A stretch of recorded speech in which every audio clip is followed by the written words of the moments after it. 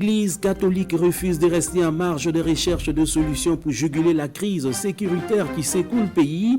L'institution religieuse veut être utile pour un Burkina plus apaisé. En la matière, toute contribution est bonne à prendre et nous le verrons dans cette édition. Les réflexions sont déjà lancées autour de la question.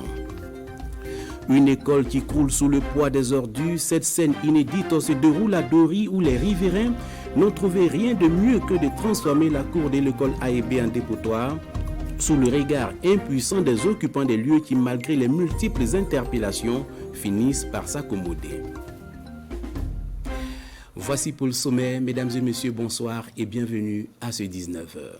C'est connu, le terrorisme et son lot de désarroi. La question préoccupe et l'Église veut jouer sa partition. Pour cela, elle a organisé le dimanche dernier à Ouagadougou un panel sur la question. Communicateurs et participants, tous restent unanimes qu'il faut impérativement trouver une solution. Les détails avec Paul-David Bambara, Cynthia Elodie Kafando et Marguerite Douagno. Des spécialistes des questions de défense et de sécurité qui apportent leurs idées sur la problématique de la sécurité nationale, sous-régionale et internationale. L'objectif du service pastoral pour la formation et l'accompagnement des responsables CEPAFAR, c'est de contribuer à une approbation des défis de la sécurité ainsi que les attentes vis-à-vis de la population. L'un des aspects d'analyse de cette crise, c'est d'avoir une entrée analytique à partir de l'État. Penser cette clé d'analyse comme un rapport distancié du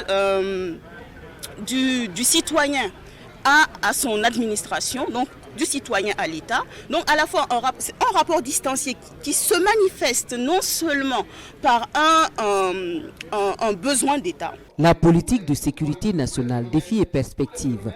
C'est autour de ce thème que les conférenciers discutent. Selon le colonel-major Naba Théodore Palais, pour pallier les faiblesses des forces armées, il faut une construction de base qui est l'établissement d'un référentiel. Il faut savoir que la menace terroriste qui a émergé dans notre pays nous a révélé un certain nombre d'insuffisances de notre ordonnancement de tous les instruments de la gouvernance sécuritaire. Le Forum national sur la sécurité a donc recommandé l'écriture d'une politique de sécurité nationale et qui devrait donc avoir vocation à être un référentiel. Au sortir de ce panel, chaque participant devra être capable de cerner les synergies possibles avec les forces publiques. Les étudiants de l'université de Fadane-Gourma, membres du club UNESCO, ont organisé une conférence publique sur le rôle de la jeunesse estudiantine dans la promotion de la cohésion sociale. Une conférence qui témoigne de la volonté de ces étudiants d'apporter leur pierre à l'édification de la paix au Burkina Faso. Désiré Ilboudo, Aruna Marie, reportage. C'est une image illustrative pour camper le décor sur l'importance de la cohésion dans la marche de toute société. Une valeur que le club UNESCO de l'université de Fadane-Gourma veut partager à ce public afin qu'il épouse les idéaux de paix dans un contexte marqué par l'insécurité. Les actes d'incivisme, d'intolérance et l'extrémisme violent sont autant de freins à l'essor de toute nation. D'associer nos efforts et de lutter contre l'insécurité de façon pacifique, je précise, voilà, parce qu'on ne peut pas dire que nous pouvons lutter de la même façon que nos FDS, mais nous pouvons aussi avoir notre manière de lutter contre l'insécurité par les messages de nos propos. Je les ai appelés à la non-violence, au respect des droits fondamentaux et des principes fondamentaux des droits de l'homme qui sont essentiels pour préserver la paix et la cohésion sociale au Burkina Faso. De cette conférence publique, il ressort que la cohésion sociale peut se raffermir avec la réduction des inégalités, parfois source de révolte. Cette activité est initiée dans le cadre des 96 heures du club UNESCO de l'université de Fadane-Gourma.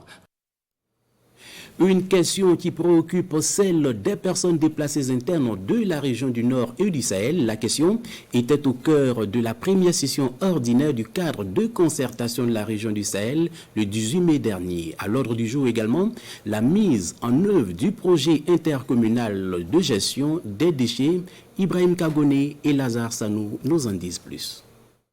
À cette première session, les participants ont pris connaissance du rapport spécial du gouverneur.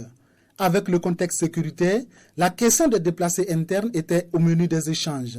Je dois souligner que nous voyons même arriver aujourd'hui des villageois du Niger, des villages frontaliers du Niger qui sont en train de venir chez nous. Donc il s'est agi de faire en sorte que, étant donné que ce n'est plus un phénomène qui nous surprend, que ce n'est plus un phénomène qui va s'arrêter demain, comme nous le souhaitons, que nous puissions prendre ce problème en compte, que nous puissions le planifier, faire en sorte que les personnes déplacées internes aient des soutiens en urgence, mais que aussi avec le temps on leur offre des perspectives et qu'on prévoit surtout leur retour dans leur terroir. Ici au Sahel, les déchets plastiques constituent un problème de développement de la filière bétail. Un projet intercommunal, Dori, Falangoutou et Gorom Gorom, viendra soulager la peine des éleveurs. La gestion des déchets constitue pour le Sahel aujourd'hui un problème clé qui handicape même nos économies locales, en ce sens que notre cheptel est décimé régulièrement par les déchets plastiques qui, en tout cas, jonchent l'ensemble des quartiers, des villes et même maintenant du milieu rural. Des recommandations ont été formulées à l'occasion. Une rencontre entre le gouverneur et les responsables de projets et programmes, une cohérence territoriale de l'ensemble des interventions pour une synergie d'action afin d'atteindre les objectifs de départ. Le secrétariat technique national du processus de réduction des émissions dues à la déforestation et à la dégradation des forêts a organisé à Gawa, dans le sud-ouest, un atelier de 72 heures pour renforcer les capacités des parties prenantes en évaluation environnementale et sociale stratégique. Lambert Soma pour le compte-rendu. Face aux effets néfastes des changements climatiques, le Burkina Faso a adhéré à l'initiative RED+. L'objectif étant d'atténuer les effets des changements climatiques et promouvoir le développement durable. Cette stratégie se base sur 4 piliers, dont l'évaluation environnementale et sociale stratégique EESS. Nous devons aller faire des consultations avec les populations. Il y a un certain nombre de parties prenantes, d'acteurs, que nous avons pré-identifiés. Il est important qu'on reparte à la base, échanger avec les communautés, décentraliser pour savoir si effectivement telle quelle identification des parties prenantes a été faite, elle est correcte, qu'on n'a pas manqué quelqu'un d'autre ou un autre partenaire qu'il faut associer. Est-ce que la méthodologie que nous avons proposée, elle sied aux réalités et au contexte du Burkina Faso profond? Réunis ici à Gawa, les parties prenantes auront leur capacité renforcée sur l'évaluation environnementale et sociale stratégique. Elles vont valider le rapport d'analyse et le plan de consultation. Main dans la main, nous puissions vraiment faire une bonne coordination intersectorielle entre les municipalités, les élus, la société civile, pour que nous puissions véritablement en faire un combat, pour que nous puissions réserver à la génération future un environnement aussi digne de ce nom. L'atelier de Gawa se tient en simultané avec 6 autres régions du Burkina et va durer 72 heures. Les droits des enfants du Centre-Nord, c'est tout l'intérêt d'un atelier de 48 heures organisé par les forces vives de la région. Il s'est agi pour les participants d'évaluer la situation des enfants et surtout de dégager des perspectives pour la protection donc de leurs droits. Amadou Ouedraogo, Yacouba Kwala, reportage. Les autorités de la région du Centre-Nord s'engagent à faire de la promotion et la protection des droits de l'enfant leur priorité. C'est au regard de cette situation que nous avons initié cet atelier pour faire une évaluation de la situation, relever les goulots d'étranglement qui entravent l'épanouissement des enfants et dégager des perspectives et pour mieux faire en sorte que les enfants puissent vivre au mieux dans notre région. Le Centre-Nord enregistre plus de 460 000 personnes déplacées internes, dont environ 180 000 enfants. Ces enfants rencontrent des difficultés dans leur vie quotidienne. Responsables en charge de l'éducation et partenaires louent l'engagement des autorités du Centre-Nord. Il faut dire que quand on parle d'enfants, on parle d'éducation. C'est le droit fondamental, on pourrait le dire, de l'enfant. Quand on parle d'enfants, on parle de protection sociale. Donc il est de bon ton que nous puissions venir accompagner cette initiative-là. Et pour nous, pour assurer la continuité éducative de ces enfants, il est bien quand même que les forces vives, les acteurs et partenaires de l'éducation puissent se parler. Pour nous, à l'UNICEF, nous sommes là ce matin pour accompagner la région du Centre-Nord dans ses efforts d'accélération du progrès social en faveur des enfants et des personnes vulnérables. Nous voulons que cette région devienne un modèle. Au terme de l'atelier, les participants ont fait un appel dénommé Appel de Kaya. Les grandes priorités pour la région sont déterminées. Il s'agit entre autres de déployer plus d'efforts dans les domaines de la santé, de l'éducation, de la jeunesse et de la protection sociale pour un plein épanouissement des enfants. Vous allez le voir, une école qui se transforme en dépotoir d'ordures. Nous sommes bien à l'école primaire A et B de Dori. Les riverains ne se posent pas de questions. L'école est l'endroit tout trouvé pour se débarrasser donc de leurs poubelles. Malgré plusieurs interpellations, la situation demeure et une de nos équipes sur place à Dori a fait pour nous le constat. Les écoles primaires A et B de Dori sont envahies par des intrus indésirables. Des animaux qui côtoient allègrement élèves et encadreurs dans la cour de l'établissement. Et ce n'est pas tout. Le vrai problème est que des usagers y laissent des déchets de tout genre, comme vous pouvez le constater ici avec ces deux dames. Après leur forfait, elles se dirigent vers le centre hospitalier régional.